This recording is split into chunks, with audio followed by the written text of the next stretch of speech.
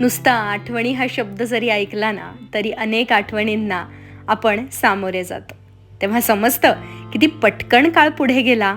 जीवन जगत असताना आपण अनेक ठिकाणी फिरतो, अनेक अनुभव एकत्रित करतो. त्या आठवणींच्या शिदोरीत काही अनुभव गोड असतात, तर काही कटू. अनेकदा या आठवणी, ह्या गोष्टी खरंच घडल्यात का? असा प्रश्न देखील पडतो. आयुष्याच्या प्रत्येक टप्प्यावर वेगवेगळ्या आठवणी गोळा होत राहतात आणि अचानक जेव्हा त्या डोळ्यांसमोर येतात, तेव्हा समजतं की प्रत्येक गोष्टीतून आपण काहीतरी शिकत घडलो आहे.